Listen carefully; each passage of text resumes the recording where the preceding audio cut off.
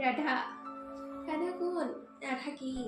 কাৰোবাৰ মতে কৃষ্ণৰ বিৰহী প্ৰিয়া, কাৰোবাৰ মতে বিবাহৰ পিছতো অন্য পুৰুষৰ লগত সম্পৰ্ক ৰখা কলংকিনী নাৰী। কেৱল এই দুটা শব্দই দিব পাৰে জানো ৰাধাৰ সংজ্ঞা?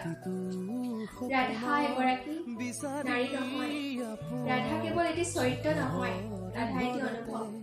বংশী কোমল মূৰে যদি তুলিব পাৰিছে আপোনাৰ হৃদয়ত ভালপোৱাৰ অনুমান, চন্দাৱলী আকাশৰ জোনাকে যদি জগাব পাৰিছে আপোনাৰ বুকুত সেউজীয়া স্পন্দন, যদি কাৰোবাৰ কষ্টই ধুৱাব পাৰিছে আপোনাৰ চকুত অশ্ৰুধাৰা, যদি হৰফুলৰ মাজতো আপুনি বিচাৰি পাইছে হেৰুৱা সুবাসৰ বতৰা, তেন্তে বিশ্বাস কৰক আপোনাৰ মাজতো লুকাই আছে একোজনী মৰমী ৰাধা।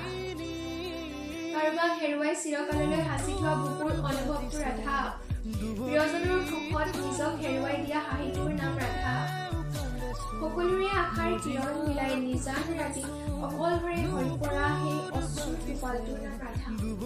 ৰাধাক জীয়াই ৰাখক আপোনাৰ দুচকুত, হাজাৰ দুখ থাকিব পৰা আপোনাৰ হাঁহিটোত, আনৰ বাবে নিজক উজাৰি দিব পৰা আপোনাৰ মনটোত সদায় জীপাল কৰি ৰাখক ৰাধাক। খুব অসহ্যকৰ এই সময়বোৰ, আপোনাৰ ভিতৰৰ ৰাধাই সেউজীয়া কৰি তোলক আপোনাৰ চৌপাশ। ৰাস সঁচা প্ৰেমৰ উৎসৱ, ভালপোৱাৰ উৎসৱ, মৰমবোৰ বিলাই যাওক হৃদয়ৰ পৰা কাহিনী শুনা মানুহ। এটা কথা জানেনে, কিছুমান মানুহ আমাৰ জীৱনত এই কাৰণে নাথাকে যে তেওঁলোকে আমাৰ সুখ দুখৰ অনুভৱী হ'ব খোজে, বৰঞ্চ এইবাবেহে থাকে যাতে আমাৰ লগত ঘটা প্ৰতিটো কথা তেওঁলোকে গম লৈ থাকিব পাৰে। এনে লোকক জীৱনৰ পৰা আঁতৰাই ৰখাই ভাল।